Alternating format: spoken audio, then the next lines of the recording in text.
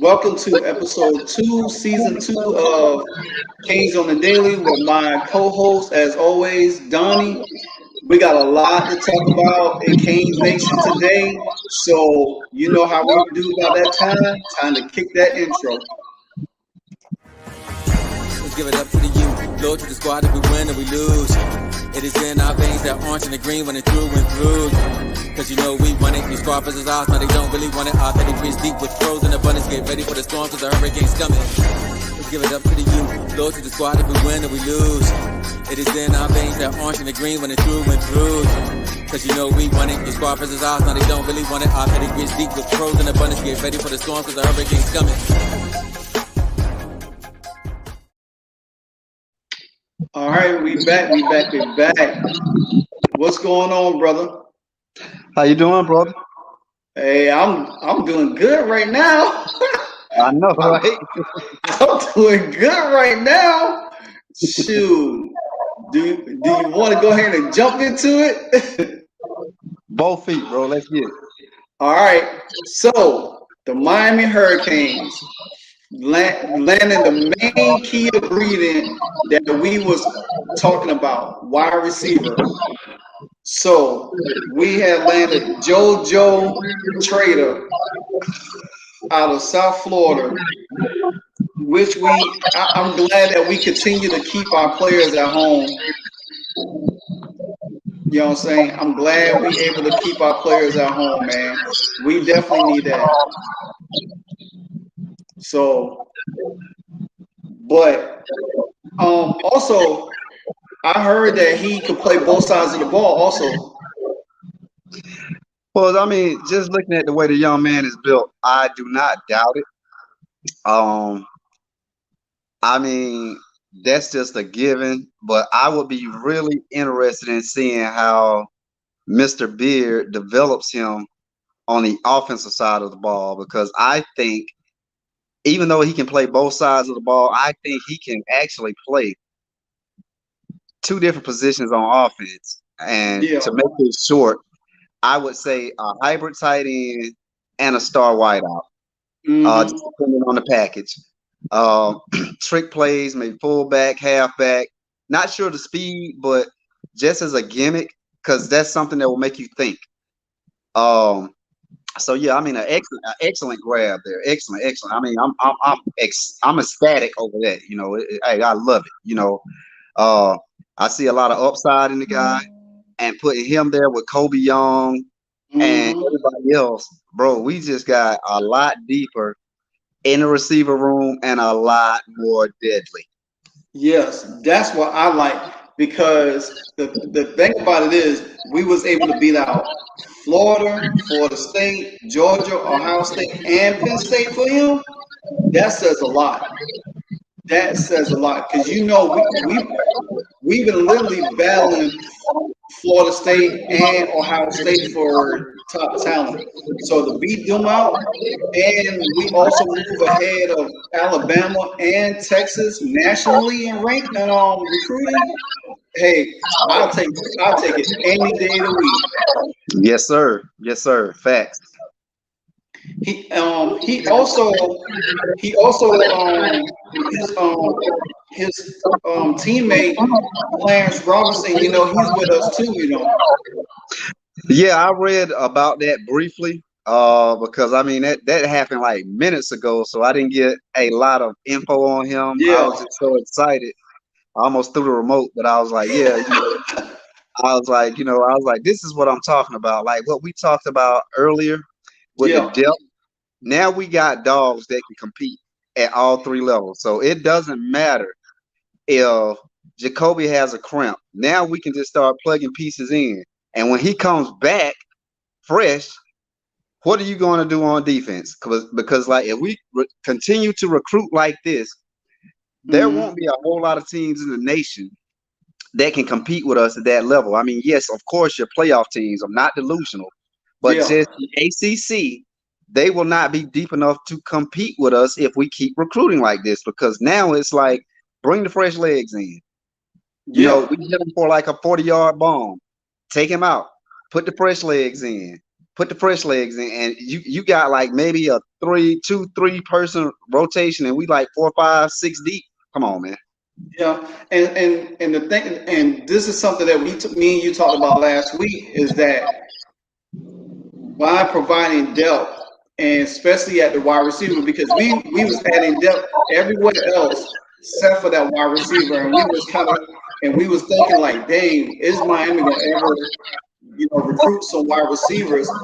Especially when when Tyler Van Dyke leaves this year, and you got all the all the other quarterbacks that's stepping up, you got to make sure they have a lot of weaponry. You know what I'm saying? And I just think that it's good that we continue to add depth and build this program the right way, because like I said last week, is that when the college playoff goes to 12 teams, there won't be no shadow of doubt that Miami will have one of those spots. So I do firmly believe Miami will have one of those spots in 2 years. I think their program will be. I think like this year we will win. We will win 3 more games more than what we won last year. Then the next year we'll win 2 more. And by that time, Miami will be so locked and loaded that you definitely ain't gonna be able to. I mean, it's gonna be hard to, like really contend with them, because then you can look at Miami as national championship material again. You know what I'm saying? So that's what I like it. And to me, they ain't done yet. Oh no, by far. Like to quote one of my favorite people, Ric Flair said it best. This is just the beginning, brother. Yeah. The thing is what I'm noticing with the trend in Miami. The thing is like, for example, and we got to talk about this young man next, Mr. Derek or De'Eric. Am I pronouncing that right? Say that again. Mr. Plaz. Plaz. Yeah, Plaz. Yeah. But what I want to go back to Mr. Josiah, Mr. JoJo. What I'm noticing is a trend now is like those guys that play with him are like, hey, where you going? He's like, I'm going to the U. And whether they believe in our program or not, they believe in the players. So now you notice we're getting package deals. It's not like, okay, we lost a recruit here, we lose a recruit there, but usually through the transfer portal and recruiting, we get package deals like, hey, I want to go with my teammate, I want to go with my siblings, that type of thing. And I was like, that's the thing that's going to make us great again. And I can't wait for this second wave of recruits to come in, and we'll have even more to talk about. You hit the nail on the head with that, because it's something that I kind of like paid attention but didn't pick up on it, is that we are getting package deals. We are getting guys that want to come with and play with their friends that they played in high school with. And if you get one of them, and one of them commits and see how Miami is, then like you said, the word spreads, and they be like, oh yeah, I want to come to Miami. I don't want to go here. I want to come down to Miami. So so it's like we doubling recruits. Then even though we lose one, it's like we still get 2 for 1 when we do get one of them locked in anyway. Exactly. And the thing is, if you look at the simple formula like we have discussed time and time again, I'll make it real quick. That's how Alabama rebuilt theirself from a dumpster to a dynasty. It was depth. At first, it was like, okay, who is this kid? And you're like, who is this kid? But then you started to see, like, this kid was leading the way because this kid came with him, and that kid might have been better that came with him. But the next year, it's like, oh my God, they're loaded. Same formula for Georgia. They're loaded. Why? Because people want to go there. I think Mario, our president, our AD, all our coaches, our coordinators, they are making Miami a destination for greatness now. It's like, you know what? Let's go to Miami. Let's have fun and win a national championship. Let us Agree. I go to definitely games agree. that we can play at home, go to the beach, have the best of the best life, then travel to God forsaken, maybe if they have to play for a natty in a dome where it's climate control, but you're still Yeah. not outside, you're not playing in the snow, and everybody sees you. It's the best of both worlds. And then get the NIL. Come on, man. It's a win-win. Yeah. I agree. I definitely agree. I did catch a little bit of film on JoJo, and he played he played inside outside, but man, the dude has some serious speed on him. He has some serious speed on him, and I do. I hope. I don't know how the season gonna go for Miami, but I hope to see him on the field, like especially in cleanup time or whatever. He get a chance to get on the field, because I definitely want to see what he look like, especially when you got like um Ja'Cory them throwing the ball to him. So and the thing about it is, I'm really excited for Ja'Cory um, for next year, because between him or Mallory, whoever is not Mallory, but the other quarterback, whoever, which one of them takes over the reins after Tyler Van Dyke, they gonna have so much weapons to where, because you already know Ja'Cory could run. He could run and pass, so he's a dual threat. So it's going to make Miami's offense really deadly, especially if he was to get the start. I just want to see how he improved as a passer. We didn't see too much last year because he was using more so of as a gadget type of dude. But we already know he could run the ball. He fast. So just to see what this team gonna look like under a new quarterback, new leadership next year. I'm like so excited because we're gonna have so much depth and speed all the way around. And that's the only thing about Tyler Van Dyke that he don't have. He's not a dual threat. He's more like a conventional pocket passer, but he could throw the ball.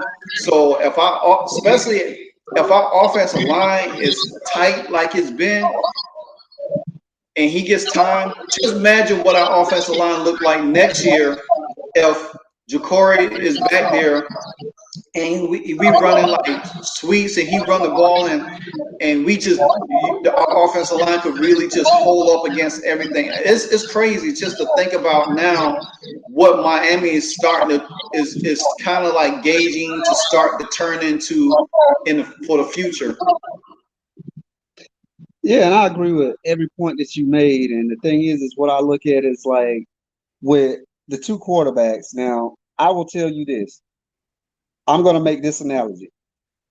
Peyton Manning was never a scrambling quarterback, but when I saw that dude run for a touchdown on a smooth fake that faked the whole defense out, and he basically crawled into the end zone. Tyler Van Dyke is a little bit more mobile. Yeah. But the thing is like just like Peyton, he's a cerebral assassin. He knows when to run. When he exposes the underside, the underbelly of the defense, he will run. And he's shown us that he can run. It's not fast and it's painful to watch, but he will get it done. But Oh at the yeah, same definitely. time, with Brown will be that threat. And like you hit on and alluded to, the offensive line will make all of this happen. Because imagine a quarterback has a clock, 3 seconds. Imagine if you give Tyler Van Dyke 4.5 to 5 seconds every snap. Yeah. With the speed on the ends, the speed in the slot, the tight ends, and then you bring Brown in, who is an absolute beast of an athlete, and you give him 5 seconds before the defense even knows what's happening. He's passing the chains. It's a first down, bro. Yep. And that's why I like this new offense and this new philosophy, because it's going to utilize each quarterback that we have to their utmost potential. And we're going to have our best quarterback play on the field on Friday, Thursday, or Saturday, whenever they schedule us. But we'll have our best quarterback play. Yep. I'll leave it at that. And I'm gonna tell you, I got a lot of faith because, like, I don't care if you change the system. If you can play, you can play, sir. Yep. Now, before we get to so before we start talking about Derek Plas, I want to chime in on. I watched another guy, another Miami Hurricane show. It's called the Ruffino and Joe show, and they was talking about is Miami back? So I don't know if you ever watched this show or whatever, but man, I watched the show for about 10 probably about 10 minutes, and I got so annoyed because one guy was saying, hey, he think that Miami has gotten better on defense and that Miami is they're going to be a problem in the ACC. And he said that he thinks Miami is going to win by 8 or 9 games, and which me and you talked about it, and that's what the kind of range I gave them to 8 and 9. I said, hey, if they get more than that, then I'm good. So the other guy, he was talking, and he was like, I don't see Miami winning more. You know, they could probably win by the same game. He said he even picked Louisville to beat us this year. I was like, nah, he's really like talking crazy. I say, if you literally just can't see the improvement Miami has made this season from last year, then you just blind. Then he was like, he don't think our defensive line is good, and and he was just going all in. I was like, all right, I'm about to turn this off. I was like, because if I could just see you say, hey, Miami still need to work on some things right here and there, it's possible. He was like, oh, we ain't beating North Carolina, we ain't beating NC State, we ain't beating Clemson. He said he don't see us beating Texas A&M. He said he definitely don't see us beating Florida State. I say, so you telling me that Florida State and Clemson got better and Miami hasn't gotten better? That's crazy. And when we have done better in recruiting all season. So after that, I put a comment under there, and like I was like, I put a comment in the chat box. I said, do you really pay attention to Miami football, or are you just going on what Miami looked like last year and not seeing what we have done to improve the team this year? You can't. Yeah, last year is last year. I mean, we had a bad offense because Josh Gaddis was a bad offensive coordinator for the get-go. Mario didn't even have time to bring his staff in the right way. He was kind of rushed in the situation, and it was like, well, here, this is the team, work your magic. He couldn't work his magic. You know what I'm saying? He just left Oregon and had to come to Miami like super quick, and the season was right around the corner. So, I mean, now that he has time to evaluate the whole team from last year, and he let some people go, he had to fire coaches and bring people in, promote people here. So he's kind of like turning this team into what he envisioned. People got to understand, he didn't turn Oregon around that fast. Shoot, when Nick Saban took over Alabama, he didn't turn around that fast. Kirby Smart, he didn't turn Georgia around that fast. LSU didn't turn around that fast. So it takes time. But, we live in this win now situation where everything got to be, if you can't win in your first year, then we don't need you. And I don't think that would have been fair to Mario if we gave up on him after the first season. You know what I'm saying? A lot of people did give up on him, but me and you talked about it all season long last year that Mario just needed time to get his people in the right way. Now that he has chance to get everything under his umbrella, the rest is pretty much up to him from this point. Exactly, brother. And to that point, I'm gonna make this real quick. the people that have the most to say about Miami, they don't follow Miami football. They really just follow the losses. They don't look at the wins. They don't look at the building blocks. And that's cool. That is cool. I don't care because like I will look at certain teams and I will only judge them on their losses. I even saw Brent Venables, just to, you know, bring this to your point. He tried to clown us and say at least we didn't lose, by 45 to Middle Tennessee and Florida State and things of that nature. But I look at it like you said, you made excellent points. Like we are improving. Now, last year, our offensive line couldn't stop a nosebleed or a herd of baby goats. So now we're fixing and addressing that issue. The thing is if we had an offensive line last year, if we had, for example, let's just say a Charleston Rambo, somebody could stretch the field last year that had experience, we would have won more games. It's always an if, but usually most people will tell you Miami sucks because of this. You can bring up the stats, you can bring up the facts, but the facts are every weak lake that we had has been addressed. And we're building. So the thing is like when people say stuff like that, I don't even let it bother me. I laugh at it because I'm like, either you like Miami or you don't, and most of the time it's us against the world. That's why we are the U. The U is short for us against the world. So it's like, okay, you don't like Miami. You have a personal opinion. That's cool. I get that. But when a team is addressing their weakness and strengthening it to every possibility, then you have to pay attention. Now, the thing is like to say we would lose to NC State, to say we would lose to North Carolina, to say we'll lose to Texas A&M. If you just look at one of those things this man said, now, and this is how I'm going to discredit him.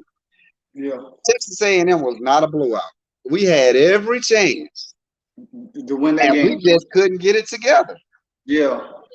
So right there, I'm like, sir, I'm done with you. Now, if he had brought up Middle Tennessee or Florida State or UNC, I like, hey, you got a point. I can't argue. But you bring up Texas A&M, and we had every chance. That was not a blowout. We had every chance. And look at the recruiting class they had. But I'll just leave it at that and say, let the naysayers be the naysayers. And then again, when we win it, just let them poke their lips out and pout. My thing about not this year. Disclaimer, not this year. Yeah. My thing about Brent Venables, like, dude, okay, you went to Oklahoma, all right, and you had 3-point losses to Baylor, Texas Tech, and West Virginia. You lost to West Virginia, who wasn't even that good last year at all. Thanks. And then a 7-point loss in the Big 12 championship against K-State. You lost to K-State. You know what I'm saying? Then you turn around and lost 55-24 in the college playoff run up to TCU.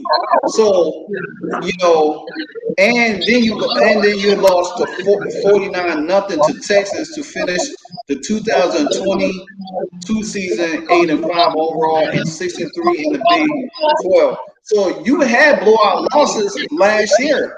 So his analogy don't even add up to what he's talking about. You know what I'm saying?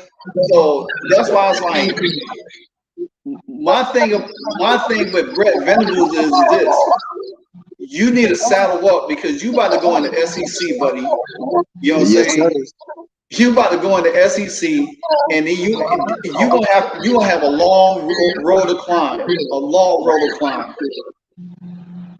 So it ain't gonna be easy. You better pray that you make a bowl in your bowl game in your first year over there. So, like Miami found it an uphill battle when they moved from the Big East down to the ACC. It hasn't been pleasant for Miami. You know what I'm saying? But we just didn't have we didn't have coaches, or we didn't give some coaches ample enough time to turn the team around. I mean, there's chances that we had people in place that could have turned Miami around, but it didn't happen that way. So now that's a yesteryear. This is the future. So I'm looking to see what Miami gonna do. Now we're gonna talk about Mr. Offensive Tackle Derek Bass. Yes, sir. Let's get it. Let's get it. So, like I said before, Mario is building them trenches. He's building them trenches. He's building them trenches. I mean, when I seen when they got Derek Bass, I was like, oh yeah. I said he is definitely adding depth, some more depth to that offensive line. And the thing about it is, Plaz, he's a big boy. He can move. He's 6'5", almost 290. He's a 3-star. And another guy right out of Florida, Jacksonville. You know what I'm saying? So Miami is making a living cleaning up Florida, the state of Florida. You know, and the thing about it is, he was committed to Penn State, which I'm glad. And you know, he decided to turn around and came to us. He did took a trip to NC State, so we kind of like, to me, I feel like we beating out not only teams in the Big Ten, but we beating out our own rivalry teams in our own conference, and that's that's more important than anything. When you could beat out, when you could get a 5-star receiver, a 6'5" offensive tackle, and beat out NC State, Florida State, you know, in your conference, that says a whole lot right there, because then that shows where you going as a program. And let me just speak on this real quick. Now, I will say this. I noticed that Mario has a vision. And I will not pretend to be the smartest guy in the world. I won't. But I see what he's doing with JoJo and Derek. These guys already have like that Big Ten frame. Yeah. That you can put more weight and muscle on. He is beefing Miami up. So if the rumors are true, just look at what we're recruiting and what we're bringing in. We're bringing in bigger guys, but we're bringing in our classic fast guys. Yeah. But again, we're beefing up. We're getting bigger where we need to get bigger. And this team is just going to be a powerhouse, because if you notice, the ACC does not have too many teams. There are a couple, but there are not too many teams that they're going to average 350, 360 plus on the offensive line or the defensive line. And that's what Mario is building to. Yeah. They're not going to have receivers 6'2", 6'3", already in the 200s. Mm-hmm. So the thing is like, I almost feel like with this recruit signing to us, he sees not only the future, but he sees the vision that Coach Cristobal and Mirabal have for the offensive line, where we're just going to be hogs like the old Washington Redskins. We're going to be hogs. It's like, hey, bro, if we need an end, we're going to push you back 6. Ooh, man, you took me back right there when you mentioned them hogs, boy. That old Washington Redskins offensive line. Ooh, oink, boy, you took me back on that one right there. But man, I'm just trying to keep it a buck, bro. It's like, definitely, most definitely, I feel that. We beefing up, and the thing is, if we beefing up, the ACC is not going to be able to keep up with us if we keep beefing up. Exactly. And the more we beef up, then the thing is like, okay, you get a 5-star recruit, but if your 5-star recruit is 280 and he's matching up against a lineman that's you said, well, not you, but the people that know say is a 3-star, but he's already 320 and athletic. What can he do with that 320-pound guy? And then if you Exactly. take him out and bring a 340 guy in, that guy's gonna be beat down because your 5-star can't go into that many stars that many times. The math just don't math. Exactly. Exactly. And the thing about it is that the thing about it is that Mario still he's still he's if it serves me correct, he still is pursuing another 5-star offensive tackle out of California, Brandon Baker. I don't know if he committed yet or not. I haven't heard any more about him, but and then he waited word from a top 100 tier lineman. Also, is there a Hufu from Seattle? So I mean, all of these guys that he's looking at, it's like massive, like you said, massive. You know, like big offensive line, like the Hogs. So and you got to think, if you look at Mario when he went to Oregon, why Oregon was so dominant? They even though they had skilled players and small guys, but they were still a little bit big on the offensive side of the ball. I mean, for him to take an Oregon team and go into Ohio State and beat them, that says a lot right there to his credit. So people say that he can't win the big one, but he showed you. And Oregon, they never. If you look at Oregon never been like a down in the trench type team. You know what I'm saying? They always been like that.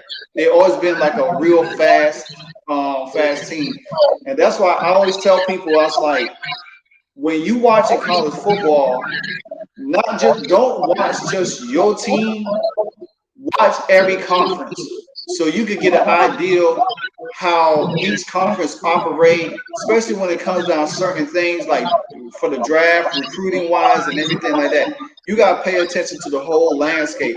So that's what I think for the last 2 years. That's what I kind of like especially when I started doing this YouTube stuff and all of this. I started paying attention to a lot more of the whole landscape of sports in general, you know, especially when it came down to college football, because we got so many teams, you know, and if you get so locked in on your conference and just the teams in your conference, and you're not paying attention to what other teams are, how they building their program, you can't really say, well, hey, how successful Mario is, but you can see it now. Mario been with Nick Saban. He been on his own. He played. He played at Miami, so he knows what it takes to win and winning in the trenches. You can have all the speed guys you want, but if you weak on the offensive line and the defensive line, it's going to be a disaster. So to your point, I think we're gonna be one of the biggest offensive defensive linemen in the nation for the years to come. Yeah, as long as we stay in the ACC, I don't see us going to the SEC, and we already discussed where I think Miami is going, and I think excuse me, I think Mario is building towards that, which is the Yeah. future. And I always love a man with a plan. Oh yeah. I hate a man that goes in blind. Mario has a plan, and basically, he is going to build this up, starting with this offensive line, Jason Taylor with the defensive line, to win those battles like you spoke on so eloquently in the trenches, because that's where it starts, that's where it ends. Yeah. So basically, Miami will be this team that after the first quarter, your star linebacker is standing there with his hands on his hips, like, I cannot get through his line. And I'm tired of this tight end hitting me, because we will be more physical this year. I guarantee you, we'll be more physical this year, and you will Oh see yeah. it. Oh yeah. I guarantee it. We will be more physical, more disciplined. You won't see the false starts, because the thing is like, if you notice, the thing is like, Mario really hated when we got a false start or a holding Yeah. play. And that really just rubbed him the wrong way. So we are reestablishing everything, and we're loading up again where I said we were weak, and reestablishing our dominance, and it will show through the ACC. So Mhm. now it's like when we play the Florida States, it's like okay, when we play the Dukes, the North Carolinas, North Carolina States, you name them, Virginia Tech, are you deep enough to go with us? Because we got these big boys that are gonna plow you. We're gonna pancake you. We're gonna throw you out of the way, and we're getting the quarterback, and you're not touching ours. Exactly. I agree. I definitely agree. I definitely agree with you on that because the fact of the matter is that um what I'm looking for this season is how we start. Is start is we gonna start fast? Is we gonna start fast or we gonna start sluggish like we always do and everything like that? So I feel like we are going to, like you said, start busting teams in their mouth. We definitely going to start. We're gonna start getting off the ball a little bit more. Which I see that going all the way. Is that we gonna be getting off the ball a whole lot more. We definitely is going um, to be. I think we're gonna be really, really explosive. I think, and honestly, I think a lot of teams like what me and you touched on last week was how Miami started off in the beginning of the season, and by the time by the time we get rolling, especially when we have to play Clemson, Florida State, North Carolina, them down the stretch, it's gonna be it's not going to be the same Miami team that they're going to be lining up against. It's going to be a problem, you know. And if they reeling, if any of those teams be reeling, by the time we play them down in the second half of the season, oh, I could see us easily upsetting one of them teams, or two of them teams, whatever the case might be down the stretch. So, um, before now, we last week we did talk about we touched on a little bit about where we think Miami might be going, and that's to the Big Ten, and which Alex Dono from Locked On Canes, he brought it up again last night in his segment and said that, but I think I think they said that the Big Ten wants North Carolina and Miami, and I think once they can get Miami and North Carolina, that's going to make it so easy for Notre Dame to slide back over there. And to be honest with you, I think the quality now, even though the SEC has won the most championships, but I think by that time the Big Ten to me will be the better conference because they will have the better teams. They will Mario. I think North Carolina, Notre Dame, they will all be done built up to be a powerhouse team, and it also depends what UCLA and USC look like over there also. So I just think I think the Big Ten will have the best teams over there because they will have more depth, more variety. You know, what I'm saying not just a two-team race or two or three-team race like the SEC always is. You know what I'm saying? It might be three teams, and then all of a sudden it's down to two teams. I think in the Big Ten you're gonna have so much a variety, and like you said, the way Mario's building his team towards that future endeavor over there is going to be something beautiful. I think it's going to be great. You know, I just don't know. If Clemson and Florida State goes to the SEC, I just don't know how well they'll do over there. I just really don't know. So, but unless that now you shot a name to me last night when me and you talked. Uh-huh. Chris Cole. Tell me a little bit more about him because I didn't have a chance to look him up. Okay, so just to finish that last statement, I think Clemson and Florida State will struggle in the SEC just due to recruiting. But to get to Chris Cole, and this is like my diamond in the rough here, uh, I will tell you that this is the nephew of Rohan Marley. one of the most vicious Wolverine type linebackers we ever had.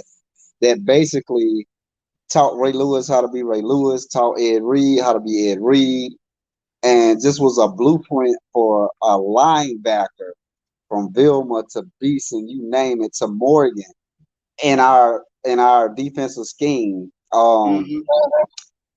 He is basically really, really considering the youth. Uh, he's from Virginia. He's like 6'2", I think two. He's a little bit heavier than his uncle.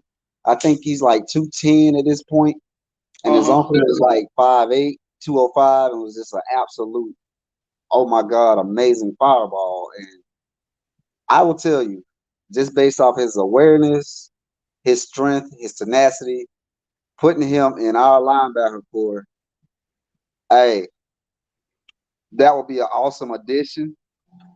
I could see him wearing Rohan's number 2 again, and it would basically be just another great linebacker that we have. I love his instincts. I love the way he thinks, and he doesn't even let the fact that the great late and God rest his soul Bob Marley is his grandfather even affect him. He's just like, look, I want to play ball. And this dude is like, an absolute beast. I love the fact that we heard about him. I think Dono even touched on him. Because before we were looking at him, he was a 3-star. And as soon as we started sniffing, he went to a 4-star. And of course, more letters come in. Georgia's in the mix. And I knew Georgia was going to come sniffing. I knew that. But the thing is, I'm just waiting for Alabama, USC, Ohio State, the big time players, Clemson. I'm waiting for them. But I think this guy just, out of pure loyalty, will commit to the Canes and basically just give us a whole new dynamic on defense. Man, to me, that would be a great addition. I mean, a great addition. And pretty much anybody that usually had ties to Miami, and if this is a kid, uncle, or whoever the case might be, they usually they decide to come to the youth. So I think he will be. Honestly, he'll be a great addition. I think he'll be something special. I wonder if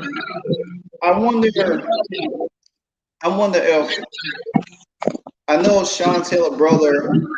I wonder if he's thinking about finish his collegiate career where he at, or he looking to transfer out. It would be I don't know. I guess it's my bias because I'm a huge Sean Taylor fan. I would love to see him play like his final season. Transfer and come to the U and play his final 2 seasons at the U. I think that would be special. Now, I agree that would be special, but the thing is, and I'll make this real quick, with some of the legacy players, man, it's like they're not the caliber of the players that preceded them. Yeah. Now, I have no problem with them coming. Like, I wouldn't even mind to see Edge's son come or Frank Gore's son come. Oh, man. Just because they're legacy players. But at the same time, if they come, even though you're a legacy, sometimes that doesn't work out. You just have to play your role. And if you're buried on the depth chart, you're buried on the depth chart, but at least they make you better because, only iron sharpens steel. And if you got a chance to go to the next level, then yes, come by all means. But it doesn't always work out. But I will tell you, yes, I would be ecstatic to see it. I would love it. I'll be over the moon, but it doesn't work in every scenario. But like I said, at the same time, I just feel like this kid Chris Cole is gonna be what his uncle was and more, because like even though he didn't make it to the next level, and that was just a true travesty, because I think with a little bit more hype, people wouldn't even be talking about Troy Polamalu. They'd be talking about Marley. And I said it. I agree. I think me personally, like I said, but if he didn't come there and my Washington team have a chance to draft him, I would love to have him back. To be with the Commanders. Just because his brother played for us, and we already know the tragedy from that. So I'm not going to even rehash that anymore. But nevertheless, I just think that and I did get to see Frank Taylor, Frank Gore's son and Sean Taylor brother matched up against each other last year, so that was a highlight to see right there. Frank Gore's son, he got the best of that team. I think he ran for like 300 something yards that game, so it was ridiculous. So, but he didn't do. I mean, when we played Frank Gore's son last year, he didn't really do nothing against us, though. We was not about to let that happen anyway. Yeah, but I mean, the thing is like we really just overmatched them as far as talent. I mean, Frank Gore Jr. just has something natural, and I would love to see him behind a great offensive line to see how much he looks like his dad. Because even when he played us, I saw flashes. Even though there were negative plays, it was just a flash. Like, wow, it's no way he could have bounced in and out of that A gap that quick, hit the B gap, and only lost a yard. He should have lost 6. Oh yeah, definitely. But it was just like I saw the flashes of greatness, and kudos to the young man. I take my hat off to him, and like I said, I love all my legacy players, but sometimes it just doesn't work out. But at the same time, to be honest with you, I don't think there will ever be another Sean Taylor. There will never be another Ed Reed. There will be players that are similar to them, but great in their own way. I don't even think we will see another Jeremy Shockey at tight end. Or a Mount McKinney on the offensive line. But I see we will have great players, and I see this in this recruiting class. That's why I'm calling them out specifically. Now, Cam has a lot of potential. Yeah. I love that young man, and I love his family. Shout out to his family if they're watching. You guys really cool at the Clemson game. I see a lot of potential there, but I just don't see like the legacy players coming back and fulfilling roles to be as great as what their predecessors did. And I'll leave it at that. Well, I think that what's tomorrow? Friday. I think probably Friday over the weekend we might get some more. So I will be moving back. I will be moving the show back to Tuesday nights. It'll be probably 8 o'clock as always. I think that'll be a perfect time to get in and out. Moving into 8 o'clock. Because you never know the traffic, when you get my for that. So, but all in all, man, I think Miami, they landed Class. Now they landed on Trader. I still think it's gonna be some more coming. Hopefully in the next couple days, weeks, so, and just the thing about it, even though Miami might be quiet, that does not mean that they be productive. So, what I say to all the fans out there that's watching and everything, just be patient, let Mario do what he do. You know, um, he's building he's building this squad the way he envisioned it. We just got to continue to show patience and give him the support that he needs. You know what I'm saying? Because at the end of the day, you know, we once this gets rocking and rolling the way it's supposed to be, then you know we can sit back and say, you know what, hey, Mario did his thing. Yeah, my final thought on it is the thing is it's a process. I mean, it's not like you can cook a stew with one ingredient. You have to add multiple ingredients, you have to watch it, you have to keep your eye on it, you have to have a vision of where you want this stew to be. So basically, Mario is cooking a stew almost like a gumbo, and it's gonna be thick, and it's gonna be the type of stick to your ribs. Like these guys, these young men that here bringing in, they believe in him, they believe in the system, they believe that everything can go well for them at the next level because he's gonna give them everything they need to exceed at the next level because of the coaching staff. Now, if we take a look at a quick pick or a quick shot, if you look at what Miami sent to the draft since Al Golden was there, they have developed those players, and some of those players are still in the league. So now that we've got an actual coach that can come in and basically coach them up and develop them, that's what we've been missing.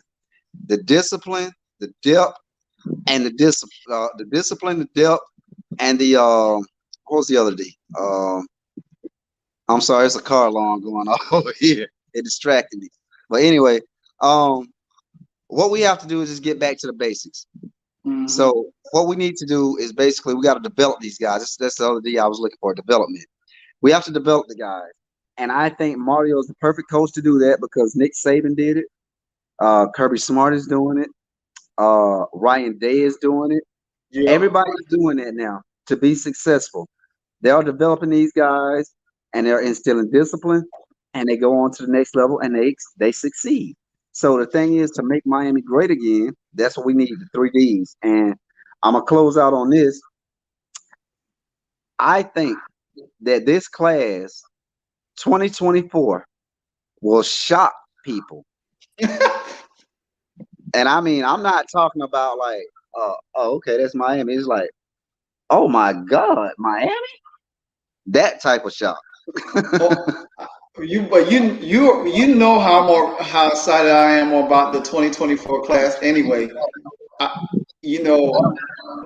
told you last week that this 2024 class is something special, man. If people think this 23 class is special, they have not seen anything in this 2024 class, and they are going to shock a lot of people. They're going to shock people a lot.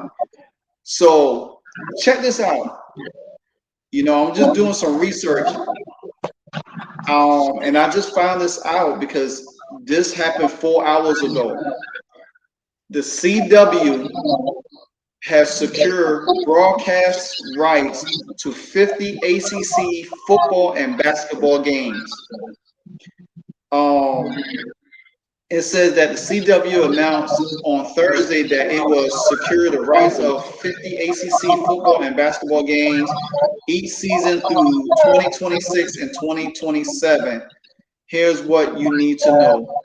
So the first game is going to be, I guess it's going to be September 9th, Pittsburgh against Cincinnati. That's a non-conference game. And then the CW will broadcast 13 football games, 28 men basketball games, and 9 women's basketball games.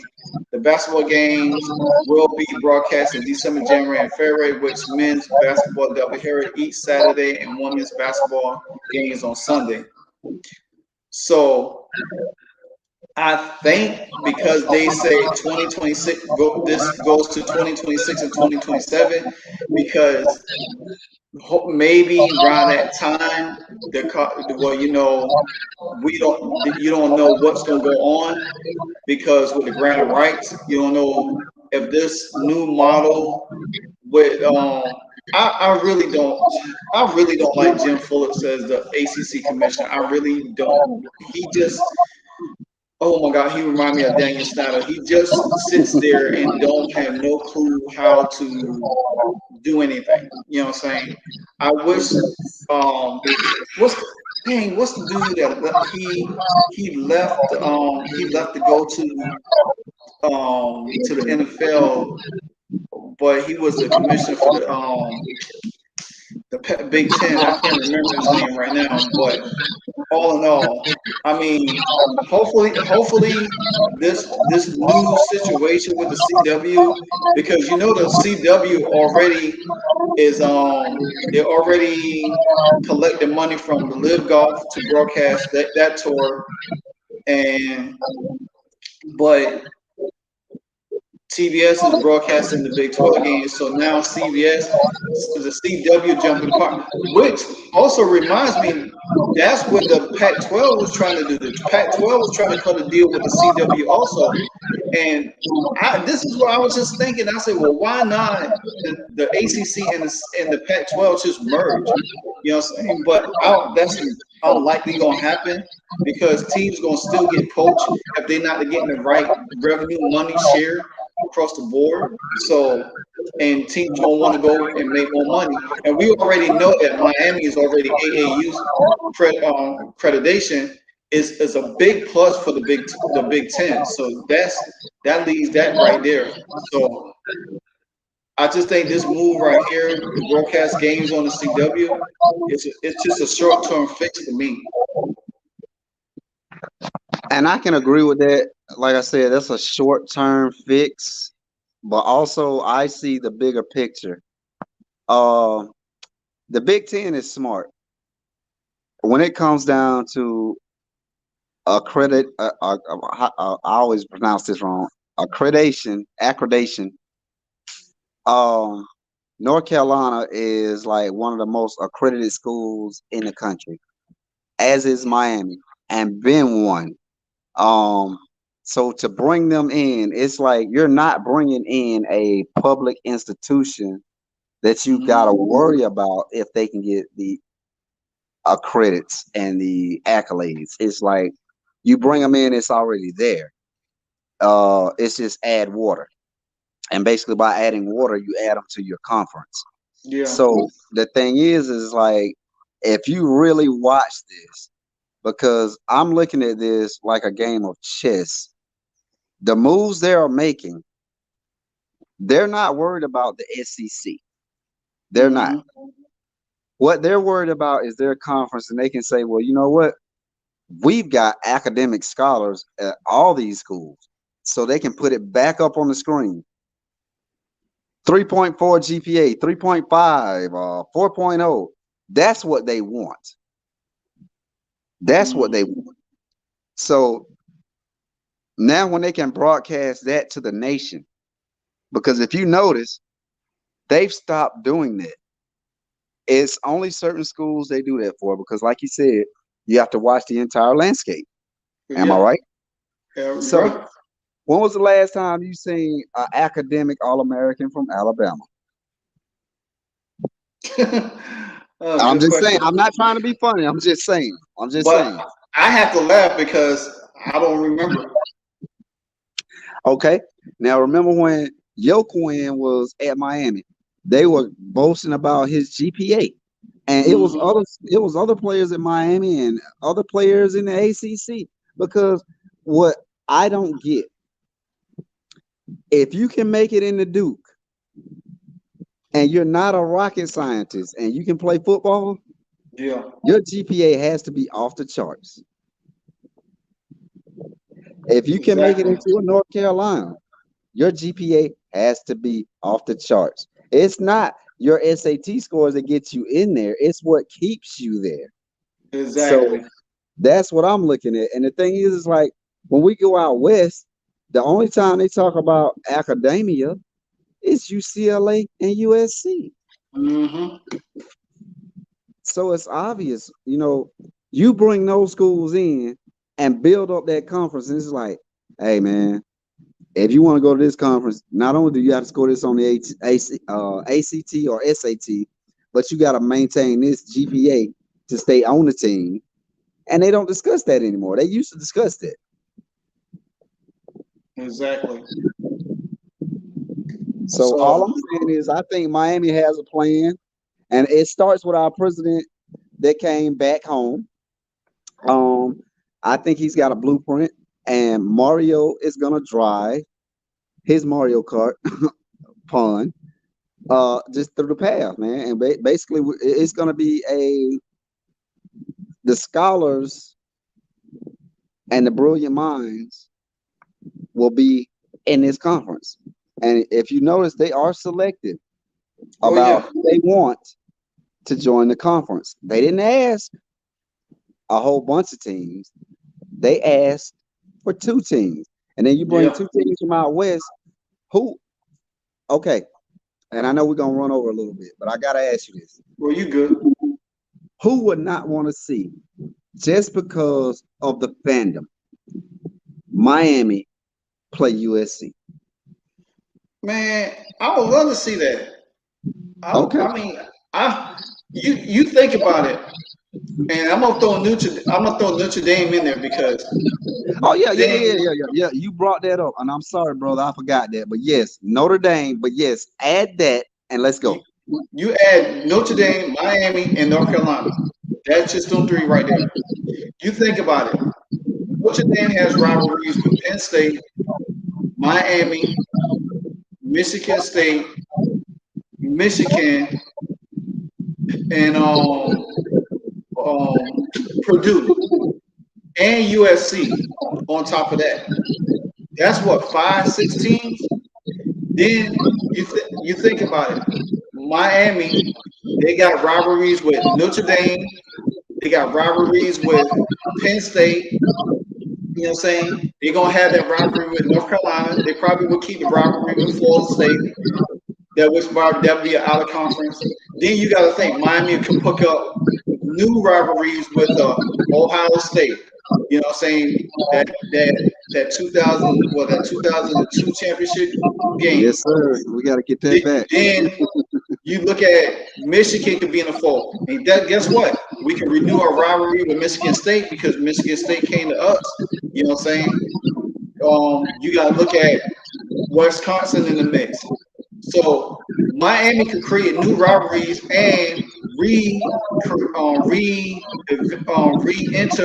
the old rivalries with the Notre Dame, with the Penn State again. You know what I'm saying? So there's a lot of beneficials there because there would be marquee games there, marquee teams: USC, Ohio State, USC, Michigan, USC, Notre Dame, USC. I mean, UCLA against Iowa. I mean, because Iowa plays everybody tough in that division. Everybody. Yes. You know what I'm saying? Yes.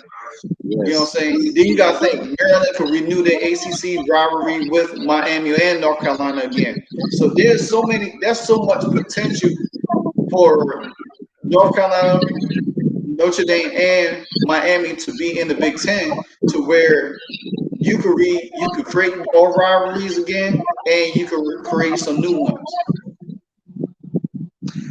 And not only that, brother, I just look at it like, if you think about it, like, just think about that market that we're talking about. That market is a really, really hot market, because it doesn't matter if Purdue plays at 12, that whole conference and their viewers are watching Purdue at 12. If Michigan State plays at 3:30, that whole conference is watching. Yeah. Ohio State kick at 8, they're watching. So now that you throw these marquee names in, now you got questions. Hey, man, wow, you know what? LSU playing Mississippi State. Yeah. I got to check out this Ohio State Miami, bro. Mm-hmm. And it's like, I think that will broaden the viewership, and it's going to bring a whole new market to that conference, whether it's basketball, football, whatever. And then, of course, like you mentioned, Notre Dame, it's like, hey, man, oh, wow, Notre Dame finna meet up with, like, Michigan. Mm-hmm. And you know what? Of course, they have played Michigan, you know, but the thing is, like, hey, they playing in Ann Arbor, bro. Yeah, And exactly. it's like, okay, all right, ABC got this, ABC got that coverage, but then it's like, and then the CW is like to the other people that can't get it. It's like you will have people from the West Coast like, you know what, USC. Oh wow, hey man, USC playing Notre Dame at 3 o'clock, and you're like, yeah, 3:30. But guess what time it is in California? And they all tuning in. Yep. And, All another thing too, you know that the Big Ten contract is to take over CBS, so they're gonna be splitting time with the SEC until the SEC contract runs out. I think the rest of this year or something like that. And then you're gonna see on CBS, you're not gonna just see SEC games. You're gonna see Big Ten games. You know what I'm saying? So that's gonna be another viewership market for the Big Ten, because now you don't have to be seen just on ESPN or Fox or whatever the case might be, or the Big Ten network. Now you get this, you're gonna be on a major channel because CBS broadcasts just about everybody. So now you're gonna be rivaling SEC, like you said, for certain time slots. So I think the Big Ten has a great way of how they trying to landscape themselves, and that's why they want the southern market to have a foothold, to grab a hold of a Miami and the North Carolina type deal. You know what I'm saying? And bring them over there and have that recruiting landscape over there, because then you the SEC will only have what, Clemson and Florida State, but then you got Florida State got a rival Florida in the same conference for for recruits. Miami don't have to rival nobody in the Big Ten for recruits. You know what I'm saying? Not so much with North Carolina, and then you got to think. UCF is already in the Big 12, so that's by themselves. They got that southern landscape. So yeah, I see it. It's gonna yeah, be it's almost like it's a Oregon Trail, man. It's like, they are blazing a path to the south. And like I said, like, I'm gonna be honest with you. Back in the day when I first fell in love with college football and had only TBS, Turner Broadcasting, where we could watch WCW wrestling and only SEC football, it was amazing to see Miami on ABC and CBS at the same time. right. So it was like, the thing is like, I think they realized that the market, because Miami has so many satellite fans. And what I mean by that is, like, I go anywhere I can see an Alabama fan. I'm like, yeah, so who's your favorite player? Oh, all of them. Okay, fine. But if I see a Miami tag and I throw it to you, they throw it to you enthusiastically and come up and greet me like, hey, what's up, brother? Hey. I've been a fan since. And I'm like, okay, I get it. So Yep. if we see that, don't you think they see that? Exactly. So all I say to this, people could continue to sleep. I know a lot of people don't think that Miami is going to be able to, teams going to be able to lead the ACC, but I think that eventually teams going to find a way out of the ACC. So, but unless that, if you got any more closing arguments before we sign off? Yeah, well, I just want to say this, and I'm gonna make this quick. Leaving the ACC will not be good for a couple of schools. For example, Clemson and Florida State, just because the thing is like, if you join the conference with your rivals, there will be like a whole new recruiting battle. Yeah. The thing is with Florida State, you got Florida. Clemson, you got South Carolina. So the thing is joining that. Do you think And I'm just gonna ask you this before I sign off. Do you absolutely think with Oklahoma and Texas coming, can Florida State and Clemson compete in the SEC East? Ooh, Once you move Alabama and all ooh.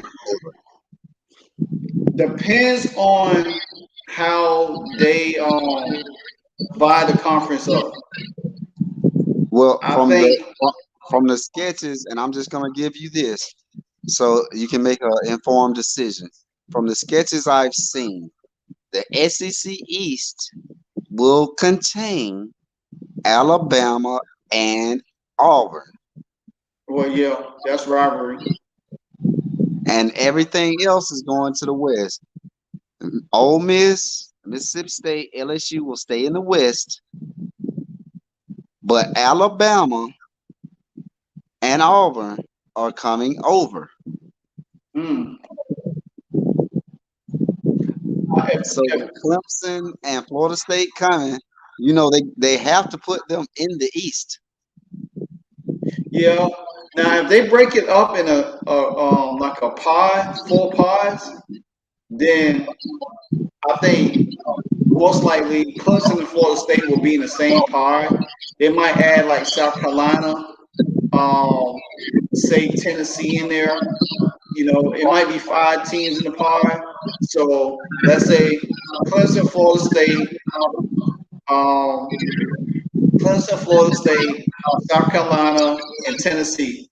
Then say you got Georgia, Florida, probably Mississippi State in there. Then you probably got Texas, Oklahoma, Missouri, Texas A&M, all of them in one part, and then Alabama them in another part. I think it'd be like that because then you don't want to make it so top heavy, where teams at least have a chance to get out that pod, whatever the case may be. And then you have to create like a playoff scenario for all 4 of these teams to play to each other to win the division, whatever the case may be. So I think it.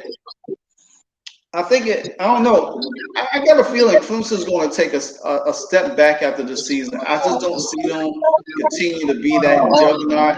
I think now with teams like Florida State, Miami starting to come on now, and that's where the media want to see Miami and Florida State be good again, because it was good for college football.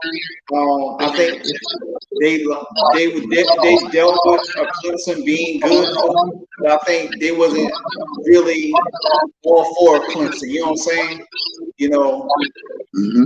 They'd rather have Alabama.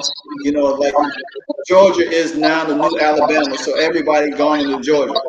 But college football is so funny because you got to think about it. They want Ohio State to be good. They want Michigan to be good. That's what they're looking for. They want Miami. They want Florida State. They even want Nebraska to get back good again. You know what I'm saying? They want Oklahoma to be the Oklahoma. If these teams become that catalyst, then you don't have to worry about watching a Georgia or Alabama always in the national championship all the time. You will start having a variety because everybody will be able to top somebody at some point in time. So college football, they've been longing for years for Florida State, Miami. They've been hoping, Ohio State, turn the curve at some point, win the national championship, and then, every time they play the SEC, they do lose. But look at Michigan, Michigan's starting to get good again. Penn State's starting to come back. Now you looking for Notre Dame to get back up there. So college football is looking for these teams, these teams from have so much rich tradition in yesteryear to get back good again because I think they're kind of tired of Georgia. They probably tired of Alabama, you know what I'm saying, or LSU. They want somebody else to carry the torch now. And I agree with that because, I think the SEC slickly, and this was very slick, they really recreated the old Big Eight, where there used to be Arkansas, LSU, Texas, Oklahoma, and teams like that. Now they're bringing those rivalries back. So now you can see Arkansas, Texas. You can see Arkansas, Oklahoma. I mean, on a regular basis. So the Big Ten had to smarten up and was like, you know what? We're gonna bring the Rose Bowl to you every weekend. Yep. USC, Michigan. Hey, that's the granddaddy of them all because those two conferences used to play for the championship. So it's like now it's like they're bringing the Big Ten is smart because now they're bringing the bowl game to you every weekend. The things you want to see, like if I'm not mistaken, Nebraska, are they in it? No, they're not in that conference. They're in the Big. Nebraska in the Big Ten. So they're over there with Ohio State, right? Yeah, they're over there with Ohio State. Okay, well look, Miami, Nebraska. Just think about it. All the championships, everything that happened in the Orange Bowl, we can replay it again. Yep. We can replay it again. So the thing is like now, how does the SEC compete with that? Because now you got people that's been traditional football fans for 20, 30 plus, 40 plus years. Yeah. Now they can tune in and watch like, hey, man, I remember when Nebraska had a stomp down powerhouse. They playing Miami at 12. And then after that game, you got Notre Dame and Michigan. And the list just goes on. I think it's a smart power play. I really do. Yeah. I think so too. And so I'm definitely looking forward to see it a little bit more.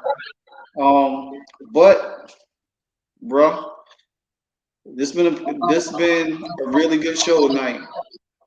So we got some good nuggets out the way and some new news on top of news. I know, right? So yeah. So, but like I say, you know, we're gonna shoot for Tuesday nights at 8 o'clock every Tuesday now, because now the season getting close. You know, depends on what's there. You know, what storyline there. You know, you never know what's gonna happen between now and over the weekend. So, but you know how we do, bro. That's it, bro. And I'm gonna close out with this. Unity. It's all about the you. It's all about the you. And with that being said, catch us next week at 8 o'clock for Canes on the Daily, season 2. We kicking it off. All about the you, Miami Hurricane style. So to all my Miami Hurricane fans, catch you next week, and we out. Peace.